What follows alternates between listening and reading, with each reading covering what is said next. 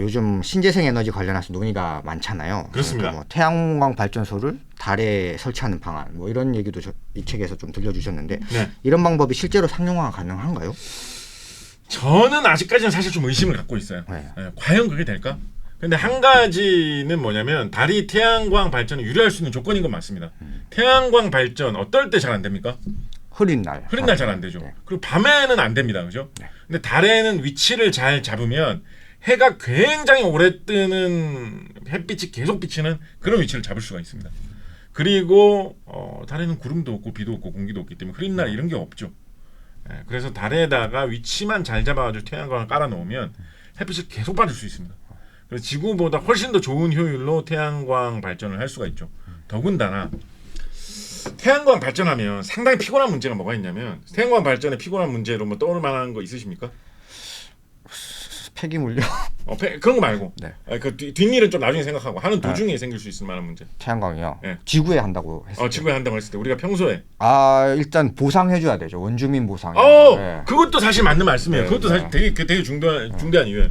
태양광은 넓은 땅을 사가지고 넓은 넓이에 깔아야 되는데 그러면 땅을 사는 게 사실 고민이잖아요. 네. 물론 뭐 사람 아무도 없는 뭐 허허 벌판이나 바다 위에나 무슨 뭐 황무지나 이런 데 건설해 놓으면 좀 낫죠.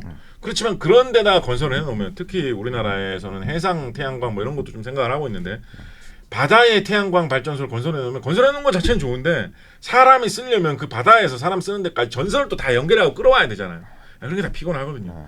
땅값 문제 이런 게 고민스러운데 달에는 지금까지는 적어도 땅값 문제가 없다. 그것도 사실 좀 크게 보는 겁니다. 그리고 지구에는 태양광 발전을 설치할 때 우리가 신경 써서 열심히 설치를 해야 되는 이유 중에 하나가 뭐냐면 바람이 불 때, 비가 올 때, 눈이 올 때, 심지어 새들이 날아다니면서 뭐 왔다 갔다 하다가 더럽히는 거 이런 거를 걱정을 해야 되기 때문에 튼튼하고 잘 견딜 수 있도록 태양광을 좀 튼튼하게 설치를 해야 됩니다. 아주 온갖 그런 악조건에서 견딜 수 있게. 뭐 그러다가 생각보다 더 센 바람이 불어가지고 부러지면 또 수리하러 가야 되고. 달에는 바람도 안 불고 비도 안 불고 눈도 없고 새도 없기 때문에 그냥 적당히 지금 견딜 수 있을 만한 정도로만 태양광을 대충 흐물흐물하게 깔아 놓으면 그대로 계속 있다라는 거죠. 그래서 태양광을 건설하기에 비용이 더 싸진다라는 것도 있습니다. 저는 그렇게 해서 달에서 태양광으로 얻은 에너지를 지구로 과연 보내가지고 우리가 안락하게 쓸 수 있도록 쉽게 그렇게 잘 받을 수 있을까? 그거는 조금 의문스러워요. 그 기술까지 우리가 쉽게 달성할 수 있을까? 그렇지만 만약에 달에 우리가 건너가가지고 달에서 우리가 발을 붙이고 산다. 달에 기지를 만들어서 탐사대원들이 달에서 먹고 산다라고 한다면 태양광으로 에너지를 생산하는 게 가장 효율적인 방법이 될 수 있을 거라고 생각을 합니다. 이렇게 태양광이 유리한 환경이기 때문에. 그에 비해서 뭐 달에서 뭐 석탄이나 석유를 이용한다라는 건 참 부질없는 짓이죠. 왜 그럴까요? 일단 없고 석탄 석유가 없고 석탄 석유가 있다라고 해도 그거를 달에서 사용한다는 건 되게 미련한 짓이에요. 왜 그럴까요? 태워야 되는 거 아니에요? 태워야 돼요. 태우려면 공기가 있어야 돼. 달에 공기가 없어. 석탄 석유가 달에서 무진장이 있다라고 해도 그걸 쓰는 거는 미련한 짓이죠. 그렇기 때문에 더더군다나 태양광이 달에서는 굉장히 유리할 것이다 라고 생각을 해볼 수가 있겠죠. 방금도 말씀해 주셨지만 이 달기지 건설이 일종의 부동산 문제잖아요. 그래서 먼저 깃발 꽂는 나라가 임자야인데 우리나라는 어느 정도에 와 있을지. 우리나라는 다른 나라 아무 데도 아직 안 와 있죠. 왜냐면 이제 지금 달을 이제 그러니까 이게 부동산 문제라고 하셨는데 이제 부동산 투자 좀 하셔 보셨는지요? 투자라기보다는 실거주로 이제 말씀을 드려야 될 것 같은데. 그럼 실거주가 어딥니까? 실거주 있는 부동산도 있다는 게 어딥니까? 우리 항상 부동산도 투자를 하기 전에는 내가 여기를 사면 좋을 것 같은데 내지는 여기서 내가 실거주하면 좋겠는데 이런 생각을 할 때 항상 그 전에 임장이라는 걸 먼저 하죠. 가서 먼저 이렇게 봅니다. 샅샅이 잘 보고 여기 뭐 길은 잘 나 있는지 근처에 편의시설이 있는지 뭐 집이 좀 예쁘게 생겼는지 이런 걸 잘 보는 게 되게 중요하죠. 지금 다누리가 달에 가면 착륙은 안 하고 지구하고 달 사이의 거리가 40만 킬로미터가 좀 안 되는데 40만 킬로미터나 떨어지는 달을 불과 100km 앞에서 찰싹 붙어가지고 달을 지금 돌면서 샅샅이 조사를 할 거거든요. 그러니까 달 기지 개발해서 우리는 지금 임장을 준비하고 있는 단계라고 할 수 있죠. 부동산이라고 본다면 이번에 다누리가 가지고 임장을 해가지고 어디에 투자 가치가 있는지, 어디에 우리가 공사를 하기 시작해야 되는지, 어디가 나중에 재건축 유망지인지 이 다누리가 샅샅이 임장을 해가지고 보려는 그런 단계거든요. 그 단계가 끝나고 나면 이제 우리도 지금 우리나라에서 계획이 나온 거는 2030년대 초 정도가 되면 달에 착륙하는 기계를 보낼 거다라는 이야기를 하고 있습니다. 그러면 사람이 달에 가가지고 뭐 활동을 할 수 없겠지만 그 착륙하는 기계 실은 로봇, 드론 이런 것들이 달 표면에서 깨작거리면서 움직이면서 뭐 여러 가지 하겠죠. 뭐 무슨 뭐 두꺼비 집이라도 하나 뭐 만든다든지 뭐 이런 것들을 할 수가 있겠죠. 왜 이 많은 나라들이 우리나라를 포함해가지고 달에 이렇게 기지를 건설하려고 하느냐, 여러 가지 이유 생각해 볼 수가 있습니다. 뭐 최근에 뭐 많이 나오는 이유로는 막 달에 의외로 짭짤한 자원들이 좀 있다. 예를 들어서 뭐 히토류라든가 뭐 헬륨3라는 핵융합 에너지의 원료가 되는 물질이라든가 이런 게 달에 좀 있지 않느냐, 그거를 캐서 지구로 들고 오면 꽤 돈이 될 거다라는 이야기도 요즘 많이 나오고 있는데 저는 그게 얼마나 가치가 될지는 아직은 잘 모르겠어요. 근데 뭐 가치가 없는 건 아니니까 그것도 좀 생각해 볼 필요는 있고, 예전부터 달을 개척을 하면 우리가 얻을 수 있는 것으로 어떤 이야기들을 많이 했었냐면, 아까 말씀드렸던 뭐 무슨 뭐 달의 구덩이를 관찰을 해가지고 뭐 지구의 안전을 살펴본다, 달에 대해서 더 자세히 알아가지고 지구의 운명과 우주의 운명에 대해서 많은 과학적 지식을 얻는다, 이런 과학적인 연구를 할 수 있는 항구적인 기지를 건설한다라는 게 일단 제일 크죠. 예. 두 번째로 이 두 번째로 큰 목적이 사실 경제적인 목적하고도 좀 연결될 수가 있는데, 우리가 우주에 먼 곳을 탐사를 하려고 하면 로켓을 당연히 더 센 로켓을 보내야 되겠죠, 그죠? 예. 근데 센 로켓을 보내려면 그러니까 센 힘으로 우주 멀리 더 무거운 물체를 보내줄 수 있는 로켓을 작동을 시키려면 로켓에 연료를 많이 실어야 된단 말이에요. 그래야 센 로켓이 된단 말이에요. 그런데 그런 로켓에 연료를 많이 주입을 하면 무슨 문제가 생기느냐, 연료 자체가 무거운 무게가 돼버리는 거죠. 그래서 연료를 무한정 집어넣는다고 해가지고 무조건 센 로켓을 발사해가지고 센 속도로 무거운 물체를 우주 멀리 보낼 수 있는 게 아니라, 연료를 많이 집어넣으면 집어넣을수록 연료 자체의 무게로 로켓이 날아가는 걸 방해해버린다라는 거죠. 그래서 지구에는 일정 수준 이상의 무거운 물체를 센 속도로 우주에 날리는 데는 사실 좀 한계가 있습니다. 사람이 탄 우주선을 어딘가로 발사를 한다라고 하면 사실은 달로 보내는 정도 거의 한계가 아닐까 싶을 정도로 연료 자체의 무게가 있기 때문에 지구에서 멀리 보내기 힘들어요. 그래서 사람들이 대안으로 생각하고 있는 게 뭐겠습니까? 어디겠습니까? 달에 가서. 달이죠, 달. 달은 지구의 중력의 6분의 1밖에 안 되는 곳이니까 연료를 주입을 해도 그 무게로 끌어당기는 것도 6분의 1밖에 안 된다라는 거예요. 연료를 많이 쟁여놓는 만큼 더 센 힘으로 더 무거운 물체를 더 멀리까지 갈 수 있도록 확 던져줄 수 있거든요, 로켓으로. 그렇다고 한다면 달 기지를 건설하고 그 달에서부터, 달을 약간 중간 기착지, 도약대, 터미널, 환승역 이런 걸 이용을 한다라는 거죠. 달에서부터 출발을 하는 로켓 노선을 개발한다면 굉장히 강력한 로켓, 굉장히 덩치가 크고 연료를 어마어마하게 많이 싣고 있는 로켓도 보낼 수 있을 것이고, 그렇게만 한다면 그 로켓을 타고 화성으로도, 토성으로도, 목성으로도 진출할 수 있지 않겠느냐. 화성에 뭐 생명체가 있지 않느냐, 뭐 없느냐, 있을 수도 있느냐 이런 얘기 하는 거 많이 들어보셨잖아요. 목성에도 가능성 있는 곳으로 우리가 보는 곳들이 몇 군데 있거든요. 토성에도 몇 군데 있어요. 그런데 가지고 실제로 예를 들면 목성의 위성 2호 뭐 이런 데서 이상한 목성 생명체를 잡아가지고 온다거나, 목성 생명체하고 대화를 해봤더니 우리에게 소중한 지식을 목성 생명체들이 알려준다거나, 이런 일이 일어날 가능성은 없겠지만 그래도 우리가 지금 상상하고 있는 것보다 훨씬 더 먼 곳을 탐사할 수 있는 그 발판이 되는 곳으로 달을 개척할 수 있다라는 의미에서 달 기지 건설이 굉장히 중요한 의미가 있는 것입니다.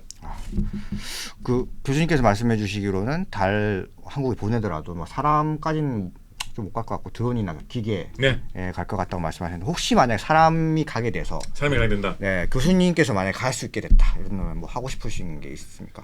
저는 사실은 달에 별로 가고 싶은 생각, 제가 직접 가고 싶은 생각 없어요. 제가 그런 로봇을 보내는 걸 조종하고 싶다 이런 생각 진짜 많이 해요. 왜냐면 왜 달에는 달 좀 무서운 곳이거든요, 사실은. 공기도 없고 달이 또 달이 공기가 없다는 말은 무슨 뜻이냐면 우리는 예를 들어서 지구에서는 이렇게 좀 더운데 이러면 시원한 바람이 이렇게 좀 불어와가지고 더위를 좀 식혀주잖아요, 그죠? 이렇게 추운데 이러면 좀 훈훈한 공기가 어디선가 또 몰려가지고 좀 지구를 대표해주는 이런 게 있어요. 다른 공기가 없기 때문에 추울 때는 막 영하 수백 도로 내려가면 엄청나게 춥고 햇빛 좀 받으면 또 막 물이 막 질 다 끓어오르고 막 할 정도 엄청나게 더워집니다. 달 좀 무서운 곳입니다. 그래서 저는 달에 직접 가보고 싶은 생각은 좀 없습니다만 그럼 뭐 로봇 같은 걸 보내서 조종하고 싶은 이런 생각은 좀 많이 있죠. 저는 달에서 발견한 그런 신기한 어떤 그런 물체에 좀 재미있는 이름 같은 거를 붙여보면 어떤가 이런 생각을 좀 갖고 있습니다. 혹시 아폴로 11호가 어디에 착륙했는지 혹시 아세요? 모르겠어요. 이거 무슨 드라마로도 나왔는데 이 제목이 영화로 나온 영화인가? 거 아닙니까? 네. 뭐뭐의 바다인데 아니요, 모르겠습니다. 고요의 바다. 고요의 들어본 바다. 거 같지 않습니까? 네. 아폴로 11호가 고요의 바다에 착륙을 했어요. 우리가 달에서 우리한테 보이는 쪽에 착륙을 했거든요. 달의 뒷면에 착륙을 안 하고 우리한테 보이는 쪽에 착륙을 해야지 아무래도 좀 더 좀 멋있게 보이지 않겠습니까? 사람들이 달 보면서 저기 아폴로 11호가 있는 거야 이렇게 할 테니까. 고요의 바다라고 하면 달에서 어디쯤인지 알 수가 없어요. 어디쯤인지 몰라요. 고요의 바다라고 우리 보통 생각 안 하니까. 한국 사람들은 달 보면서 그 무늬를 토끼 모양이라고 많이 생각을 하죠. 고요의 바다에서 아폴로 11호가 착륙한 지점은 달에 보이는 무늬가 토끼 무늬라고 하면 토끼 얼굴에서 한쪽 눈 정도 위치가 됩니다. 그럼 뭐 어느 쪽을 왼쪽이라고 어느 쪽을 오른쪽이라 해야 될지 모르겠는데 예를 들면 토끼 오른쪽 눈 요 정도 위치가 되는 거죠. 저는 만약에 달을 제가 탐사를 할 수 있게 된다라고 하면 그렇게 알아보기 쉬운 이름으로 제가 발견하는 거 이름 다 바꿀 거예요.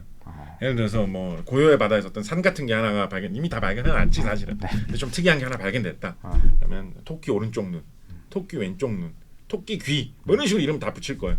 얼마나 알아보기 쉽겠습니까? 달을 딱 보고 지금 곽재식 교수가 발견한 그게 토끼 귀에 있다라고 하면 사람들 딱 보면서 저 위치구나. 달 볼 때마다 다 할 거 아니에요, 그죠? 그런 걸 좀 해보고 싶습니다.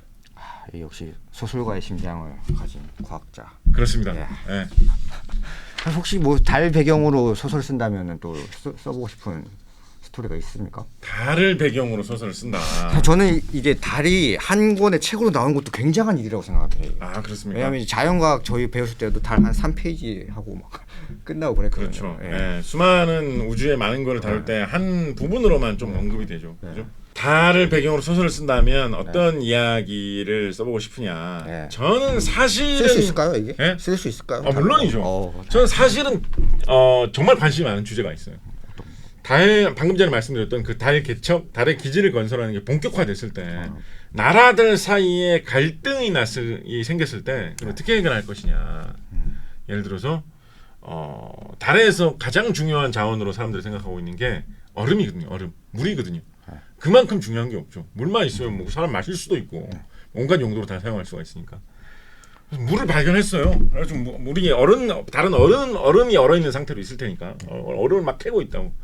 이것만 있으면 진짜 여기서 뭐 사람들 목욕도 할 수 있고 뭐 샤워도 할 수 다 뭐 마시고 뭐 식물도 기르고 동물도 기르고 다 할 수 있겠네라고 하면서 막 얼음을 막 캐고 거기 그 주변을 다 기지를 꾸미려고 하고 있는 거예요. 근데 얼음을 이렇게 캐 나가다 보니까 얼음이 땅 속에 진짜 많이 묻힌 곳 위에 1963년에 딴 연도로 합시다. 64년에 소련에서 보낸 달 탐사선이 착륙해가지고 무인으로 자동으로 꽂아놓은 소련 깃발이 하나 거기 휘날리고 있다. 그럼 그거 캘 때 뭐 깃발 꽂아놓으면 다 자기 땅인가? 하면 깃발 그냥 뽑아가지고 버리고 캐도 되느냐?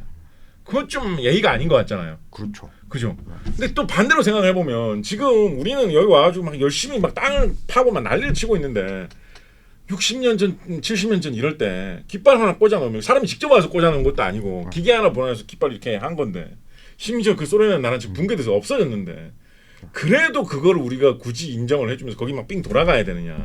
그러면 뭐 10cm만 돌아가면 되느냐? 아니면 한 30m 정도는 뭐 유치권을 설정한 지역으로 인정을 해줘야 되느냐? 이런 거 좀 고민스럽지 않겠습니까? 결국 이제 부동산 문제네요. 그렇죠. 그거를 주권과 부동산. 그거를 어떻게 해결할 것이냐? 어떻게 그 다툼에서 정당한 논리를 성립할 수 있을 것이냐? 아니면 막 힘의 논리로 뭐 다 할 것이냐? 예를 들면 달의 그 소중한 얼음 우리 거 함부로 뺏어가지 마라는 이유로 지구에서 뭐 사람들이 그걸로 뭐 경제 제재를 한다거나 전쟁을 한다거나 그럼 그것도 좀 우스꽝스러운 일이잖아요. 달에 그 뭐 중요한 것 좀 있다고 치지만 그 뭐 사람도 못 사는 달의 땅에 뭘 중요하다고 그걸 가지고 지구에서 뭐 사람 목숨 걸고 치고받고 싸운다는 것도 그것도 좀 우습지 않습니까? 재밌을 것 같습니다. 소설로 그래서, 읽기. 그래서 소설로 그 이야기를 풀어낸다면 네. 여러 가지 생각을 가진 사람들이 도대체 어떤 결론에 이르면서 이 문제가 해결될 것인가 이런 거 좀 재밌을 것 같습니다. 이제 소련 얘기해서 그런데 이 책에서도 미국이랑 소련의 달 탐사 역사를 말씀해 주시면 스타일이 달랐다고 해주셨잖아요. 네네. 그것도 좀 재밌더라고요, 저는. 스타일이 달랐다. 어떤 스타일이 달랐던 부분이 재밌으셨나요? 그 이제 소련은 비밀. 비밀주의. 미국은 헐리우드식으로 막 실패하죠. 할리우드식. 네. 소련 같은 경우에는 지금은 소련 우주 개발의 가장 상징적인 인물로 많이 이야기하는 사람이 개 아닙니까? 네? 강아지 아닙니까? 라이카. 네. 네. 근데 정말 그럴 만도 한 게 네. 라이카가 진짜 사실 제일 유명했죠. 네. 왜냐하면 소련에서 우주 개발을 진짜 담당한 책임자 중에 정말 유명했던 사람으로 요즘에 손꼽히는 사람은 코롤레프라는 사람이 있는데 그 사람이 누군지 이름도 공개를 안 했어요. 소련에서는 모든 걸 철저하게 다 비밀로 숨기고, 그러니까 그런 이제 약간 이게 음모론이긴 한데 미국에서 많이 나오는 음모론은 그런 게 있어요. 소련의 우주 비행사들이 가가지고 무슨 성공을 했다, 뭐 어디까지 하고 실패를 했다 이런 보도들이 많이 나오는데 숨기고 있는 게 있을 거다. 예를 들어서 세계 최초의 우주로 나간 사람이라고 하면 소련의 우주 비행사 유리 가가린을 많이 이야기하지 않습니까? 근데 그 유리 가가린 이전에 우주에 가려다가 실패한 사람들이 있었을 것이다. 뭐 그런 이야기가 자꾸 나오거든요. 근데 이게 사실 지금은 뭐 음모론인데, 근데 옛날에 그런 말이 자꾸 나올 수밖에 없었던 게 소련에서 엄청나게 숨겼습니다. 그런 사실을 진행하고 있다는 게. 그러니까 왜 그랬는지 모르겠어요. 뭐 제가 생각하기에는 잘된 것만 보여주고 싶어서 완벽한 모습만 보여주고 싶어가지고 최대한 숨기는 바람에 누가 열심히 일해가지고 이 로켓을 만들었고 어떤 학자들이 연구를 해가지고 무슨 성과를 이뤘는지 이런 게 다 막 숨겨져 있었습니다. 가려져 있습니다. 공개된 정보가 별로 없고. 그러다 보니까 말 그대로 제일 유명한 게 우주에 나간 개가 뭐 라이카다 이런 게 오히려 굉장히 유명해져 버렸죠. 근데 그에 비해서 미국 같은 경우에는 왜 그랬는지 모르겠어요. 저는. 그런데 뭐 미국 스타일이 원래 그래서였다고 볼 수 있죠. 한편으로 생각을 하면 이제 이 민주주의 국가, 자본주의 국가니까 국민들에게 이 열광을 이끌어내야지. 국민들이 관심을 많이 가져야지. 뭐 이렇게 여러 가지 이야기가 많이 나오면서 그거에 대한 예산을 쓰기가 좋아지거든요. 그러니까 그런 생각을 했던 것 같아요.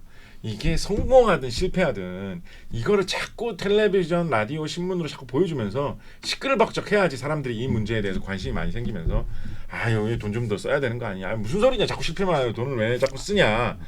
그런 비판이 나와야지 또 오히려 반박할 기회가 생기는 거거든요. 뭐 토론회 막 하면서 미국 우주 개발 이대로 좋은가? 뭐 이런 게 자꾸 생겨야지 미국 우주 개발 꼭 해야 됩니다. 안 그러면 우리가 소련한테 뒤집니다.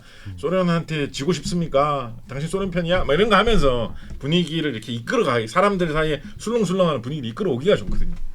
그래서 그랬는지 미국은 공개적으로 우주 개발을 추진하는 경향이 굉장히 강했습니다. 초창기에 예를 들면 뭐 벵가드 위성이나 이런 거 처음에 시도할 때 영상 같은 거, 익스플로러 이런 거 시도할 때 영상 같은 것들 자세히 찾아보시면 실패하는 로켓 폭발 장면 이런 게 정말 생생하게 아주 막 칼라 영상으로 아주 선명하게 나와 있는 게 지금도 인터넷 동영상 공유 사이트에 나와 있어가지고 누구나 지금도 볼 수 있거든요. 완전 딱 보면 진짜 와 진짜 완전 망했구나라는 느낌이 들 정도로 막 진짜 거대하게 막 폭발이 일어나거든요. 그런 것조차도 이제 좀 생중계를 하고 또 그런 일이 일어났을 때 공개를 한다라는 거죠. 그런 태도로 밀어붙인 것이 어떻게 보면 미국 우주 개발의 방향성이었고 모르겠습니다. 그러다가 욕만 막 먹다가 실패했으면 완전 잘못했다라는 그런 판단이 더 우세할지 모르겠습니다만 결국은 미국의 달 착륙을 먼저 성공을 했기 때문에 지금은 그런 식으로 공개적으로 우주 개발을 추진하는 것이 국민들에게 많은 관심을 이끌어오고 많은 그런 우주 개발에 대한 생각이 돌면서 우주 개발이 힘을 받는 미국 우주 개발의 저력이 되었다. 많은 자료를 공개하고 많은 내용들을 보여주는 것 그게 좋았다라는 이야기가 많이 나오고 있죠. 그래서 저는 우리나라 우주 개발이 뭐 소련에 비하면 진짜 많이 다 공개하고 있죠, 그죠? 좀 더 많이 공개해줬으면 좋겠다는 생각을 저는 많이 갖고 있어요. 더 많이. 예를 들어서 다누리 같은 경우에 발사 전에 뭐 이렇게 생겼습니다 이런 거 많이 뭐 뉴스에서 잠깐씩 이렇게 보여줬거든요. 근데 조금 더 막 좀 세밀하게 보여주면 어땠을까라는 생각도 좀 해보고 예를 들면 뭐 만지면 느낌이 어땠는지 뭐 이런 것도 좀 그러니까 그 작업하시는 분들은 만져가면서 작업하실 거 아니에요. 뭐 그런 것도 좀 이렇게 좀 자연스럽게 좀 얘기를 해주고. 홍보 예산 좀 더 많이 쓰셔야겠네요. 근데 저는 예산을 많이 쓰는 문제보다 약간은 태도의 문제도 있을 것 같아요. 그러니까 이게 뭐 그분들만의 태도의 문제를 지적할 건 아니고 우리 언론의 태도라든가 뭐 국민의 인식도 좀 생각해 볼 필요가 있는데 과거에 우리나라 우주 개발할 때나 이런 대형 과학 사업을 할 때 보면 실패하면 정말 욕을 많이 했습니다. 특히 정치권에서 그게 문제로 비화돼 가지고 쓸데없는 돈을 쓴 거 아니냐, 누가 돈을 중간에 먹어서 이렇게 잘못된 거 아니냐, 뭐 특검하자 뭐 이러면서 막 문제 막 비화되면서 막 누구 나쁜 놈 뭐 이게 누구 대통령 때문이다 뭐 이러면서 막 이런 경우 많았거든요. 그런 상황에서는 실패할 가능성이 있는데 정보를 함부로 많이 못 던지죠. 근데 제가 보기에는 이번에 다누리 1차 발사, 2차 발사 때 보면 국민의 여론이 훨씬 더 예전보다 많이 성숙된 것 같아요. 예, 뭐 성공하면 성공하는 대로 실패하면 실패하는 대로 아니 뭐 과학 연구라는 게 실패할 때도 있는 거지라는 좀 그런 마음으로 국민들이 좀 받아주고 계신 것 같거든요. 그러니까 예전처럼 너무 겁내가지고 이거 실패한 거 공개되면 진짜 막 줄줄이 위에서부터 다 막 어디 가서 뭐 굽실굽실하면서 막 한 번만 용서해 주십시오 막 목을 꿇고 빌고 울면서 바지가랑이 자꾸 늘어져야 되는 거 아닌가라는 걱정은 안 해도 되는 좀 시대가 되지 않았나. 좀 마음 놓고 뭐 이거 뭐 개발하다 고생하신 이야기라든가 뭐 기대하는 바 이런 거에 대해서도 좀 허심탄회하게 이야기를 하고 뭐 좀 이렇게 좀 잡다한 정보 같은 것도 좀 많이 알려주셨으면 좋겠어요. 예. 다누리가 좀 어느 정도 이제 끝나고 나면 2편 나오면 되겠네요. 2편. 아, 2편 어떤 제목으로? 그 실무자들 인터뷰하시고 또 실무자들 인터뷰하셔서 재밌는 얘기. 예를 들면 뭐 그래서 우리는 달에 왔다 약간 이런 느낌으로. 네. 아하. 그렇죠. 괜찮네요. 네. 자연스럽게 마지막 질문 드립니다. 그렇습니다. 네. 교수님께서 생각하시는 달과 관련한 우리의 미래 전망해 주시면은 좋을 것 같습니다. 전망. 네. 달과 관련된 우리의 미래. 네. 전망. 네. 뭐 지금 너무 이야기 이미 많이 했는데 무슨 이야기를 더 하면 좋을까요? 뭐 달 여행 비용이 좀 싸질 거다. 이 책이 더 잘 팔릴 거다. 달 여행이라는 건 정말 생각해 볼 만해요. 왜냐하면 지금 기술로 애지간히 달에 갔다가 온다는 게 그렇게 어렵지 않습니다. 우리 다누리 무게가 대충 한 700kg 정도 좀 못 미치는데 이게 500kg 정도로 하면 훨씬 더 짧은 기간 안에 달에 갔다가 돌아올 수 있다라는 이야기가 있었거든요. 그러니까 지금 다누리호를 부르는 스페이스 X의 펠콘 9 로켓보다 조금만 더 강력한 로켓이면 예를 들면 뭐 펠콘 헤비라든가 이런 것만 사용을 해도 다누리의 2배급 정도를 보낼 수가 있다라는 거죠. 그러면 사람이 타고 생활할 수 있는 설비 좀 갖다 붙이면 사람 한 사람 몸무게가 뭐 500kg보다 훨씬 작잖아요. 그렇죠. 그죠? 그러니까 달까 착륙하는 건 어렵지만 달 바로 근처까지 갔다가 돌아오는 거 정도는 여행 상품을 개발하는 게 그렇게 먼 미래가 아니거든요. 물론 비용은 엄청나게 들겠죠. 킬로그램당 또 많이 늘겠네요, 근데. 물론 뭐 그렇습니다만 근데 하여튼 이론상 그게 그렇게 어렵지 않거든요. 민간 로켓을 이용해서 사람을 태운 채로 달에 근접했다가 돌아온다라는 게 그렇게 어려운 목표가 아니거든요. 지금 기술로 거의 될 것 같은 손에 잡힐 것 같은 목표예요.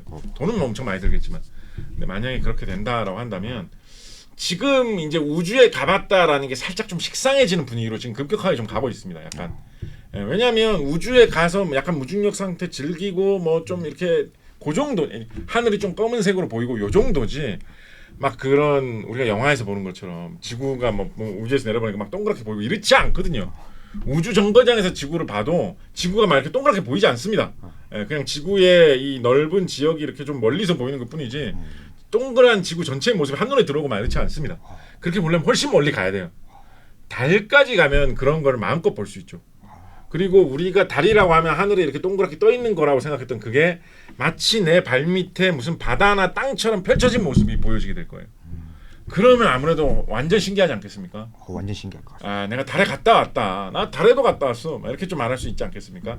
그러면 그런 거에 관심이 많은 좀 그런 걸 뽐내고 싶어하는 부유한 사람들이 큰 돈을 쾌척할 수도 있지 않을까라는 생각이 들거든요. 로또 같은 거도 해도 되지 않겠습니까? 한 30회 모아가지고 한 명한테 몰아주겠다 이러면서 막. 근데 우리 손 선생님 생각해 보세요. 네. 어떤 로또를 내고 샀어요. 네. 1등 당첨되면 달 여행이야. 근데 그걸 현금으로도 받을 수 있어요. 예를 들면 한 700억 원 정도. 그럼 그거 현금으로 받으시겠어요? 달 갔다 오시겠어요? 현금 맞죠. 그러니까 대부분 부자만 갈 수 있고 대부분 사람들이 결국은 그 현금을 받을 거라니까. 그래서 전 로또는 좋은 방법이 아닐 거라고 생각해요. 그렇지만 뭐 생각해 볼 수가 가끔 진짜 사실은 좀 뭐랄까 쾌활하신 분은 내가 뭐 비록 돈은 없지만 내가 뭐 돈이 없지 꿈이 없냐. 난 달에 가겠다. 달 보내다오라고 하는 사람 나오면 진짜 멋지지 않겠습니까? 그렇죠. 그런 약간 역사의 이름을 남길 수 있지 않을까요? 그 정도의 배짱 가지신 분 세상에 뭐 있을 수 있다는 법이 있으니까 달 여행이 상품으로 되는 미래 저는 올 수 있을 거라고 생각을 해요. 어떻게 생각하면 그런 게 약간 좀 안 이꼬운 마음이 드시는 분도 있을 수도 있습니다. 예를 들면 돈 800억을 들어가지고 불이웃 돕기를 하면 얼마나 많은 사람을 도울 수 있을 텐데 니 달에 갔다고 폼 잡고 싶어가지고 그거를 우주에 뿌리냐 뭐 이렇게 생각할 수도 있겠죠. 근데 저도 사실은 그런 문제로 좀 고민을 했던 적이 있었어요. 근데 요즘은 좀 마음을 고쳐 먹었습니다. 달책을 특히 내면서 고쳐 먹었는데 왜 고쳐 먹었냐면 사실은 우주 개발이라는 거는 어느 나라에서 언제 하든지 간에 그런 지적이 좀 나올 수밖에 없어요. 우리나라에 지금 뭐 가난한 사람도 많고 뭐 국민의 안보와 안전을 위해서 해야 될 일도 많은데 그 예산을 굳이 우주 탐사 같은 데 사용해야 되느냐. 우주 개발 기술에 그런 돈을 그렇게 써야 되느냐라는 지적은 항상 언제나 나올 수가 있거든요. 나라 돈을 쓰는 게 그렇게 좀 애매하고 많은 비판에 시달릴 거라면 차라리 그냥 개인 돈으로 아니 내 돈 내가 쓴다는데 뭐 어쩔 거요 라는 그 개인 돈을 이용을 해가지고 우주 개발을 하는 회사들이 우주선도 만들고 달에도 갔다 온 기술도 자꾸 발전시키고 한다면 그게 어쩌면 또 나름대로의 역할이 있는 거 아니냐라는 생각도 들어서 저는 어떤 갑부님께서 예를 들면 뭐 우리나라의 어떤 재벌기업 회장님 이런 분께서 그러니까 뭐 나는 뭐 아버지의 경영권을 이어받기 위해서 뭐 몇 조를 사용해가지고 무슨 돈을 사용하고 뭐 이런 거 다 관심 없어졌다. 나는 그냥 돈 2조 달에 한 5번 왔다 갔다 하네 다 써버리겠다. 이런 분이 나타나신다면 저는 박수를 보낼 예정에 있습니다. 저도 그 회사에 주식을 꼭 상향적으로 주식을 사서 될까요? 그런 회사에 주식 저는 어차피 갈 수 없으니까 그래도 약간 상한가 몇 번은 가지 않을까. 약간 또 화제거리가 될 수 있으니까 네. 그렇습니다. 네. 네. 저도 그렇습니다. 오늘 이대로 이제 네. 마무리하면 좋을 것 같습니다. 마무리하면 좋겠습니다. 네. 저희는 달에 가야 합니다. 그렇습니다. 나와주셔서 감사합니다. 네, 그래서 우리는 달에 간다. 네. 감사합니다. 감사합니다.